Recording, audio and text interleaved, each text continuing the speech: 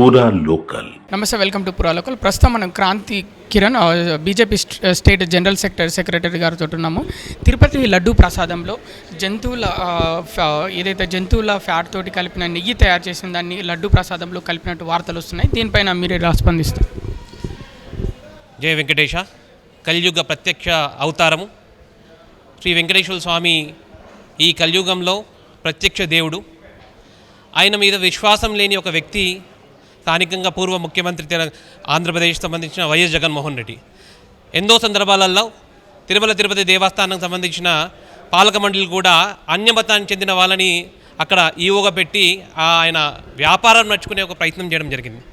ఎంత దుర్మార్గమైన విషయం అంటే, హిందువుల ఆరాధ్య దేవుడు వెంకటేశ్వర స్వామి ఆయన ప్రసాదం అనేది జగమంతా కూడా ఆ లడ్డు పట్ల ఎంత విశ్వాసం ఉన్నదో ఆయన ప్రసాద రూపంగా ఎక్కిన తర్వాత జనాలు హిందువులందరూ కూడా ఆరాధ్యంగా దాన్ని స్వీకరిస్తూ ఉంటారు.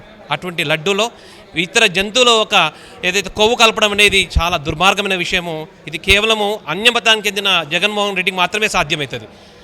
స్పష్టంగా ఆ కలియుగ అవతారం వెంకటేశ్వర స్వామి పట్ల ఆయనకు విశ్వాసం లేదు కాబట్టి ఈ రకమైన ధర్మ వ్యతిరేక చర్యలు జగన్మోహన్ రెడ్డి తన ఒక మంత్రిమండలం అదే ఆయన నియమించిన ఒక ఈవో కూడా చేయడం జరిగిందని సంపూర్ణంగా కనబడుతున్నది.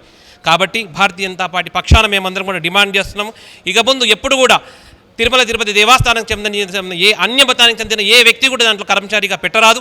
అదే రకంగా ఈవోని కూడా నియామకం చేస్తే హిందూ వ్యక్తియే దానికి ఈవోగా ఉండాలి. అదే రకంగా ఆ కలియుగ అవతారం వెంకటేశ్వర స్వామి పైన విశ్వాసం ఉన్న వాళ్ళని మాత్రమే ఆడ ఈవోగా సిబ్బందిగా పెట్టినట్టయితే ఆ ఒక కలియుగంలో ప్రత్యక్ష అవతారం వెంకటేశ్వర స్వామి యొక్క పవిత్రతను కాపాడే అవకాశం ఉంటుంది. చర్యలా మీరు భావిస్తున్నారా, లేకపోతే తెలియకుండా జరిగింది అనుకుంటున్నారు? స్పష్టంగా ఒక దేవుని పైన విశ్వాసం ఉన్నట్టయితే ఆ విశ్వాసం ఉన్నమంటే ఒక పద్ధతి ఆచరించే పద్ధతి వేరే ఉంటుంది. స్పష్టంగా జగన్మోహన్ రెడ్డి అన్యమతానికి సంబంధించిన వ్యక్తి అని అందరికీ తెలుసు, జగమరిగిన సత్యం ఇది. వెంకటేశ్వర స్వామి పట్ల ఏమాత్రం విశ్వాసం లేదు. ఆయన ఎన్నో సందర్భాలలో కూడా వెంకటేశ్వర స్వామి దర్శనానికి పోయినప్పుడు నేను అన్యమతానికి చెందినవాన్ని అని అక్కడ సంబంధించిన డిక్లరేషన్లు కూడా సంతకం పెట్టిన ఒక దాఖలాలు ఉన్నాయి.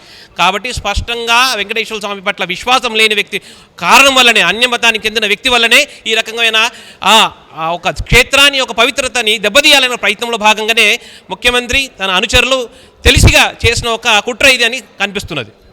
దీనిపైన రాబోయే రోజుల్లో అంటే ఇప్పుడు కేంద్రంలో ఇండియా గవర్నమెంట్ నడుస్తుంది, ఒకవేళ ఇక్కడ తగిన చర్యలు తీసుకోకపోతే వైసీపీ వాళ్ళపైన మరి సెంట్రల్ నుంచి ఎలాంటి యాక్షన్ ఉండబోతుందని మీరు భావిస్తున్నారు? తిరుపతి వెంకటేశ్వర దేవస్థానం అనేది కేవలము ఆంధ్రప్రదేశ్ తెలంగాణకే పరిమితం కాదు. యావత్తు ప్రపంచంలో హిందువులు ఎక్కడెక్కడైతున్నారో వారు ఆరాధ్యపుడు వెంకటేశ్వర స్వామి.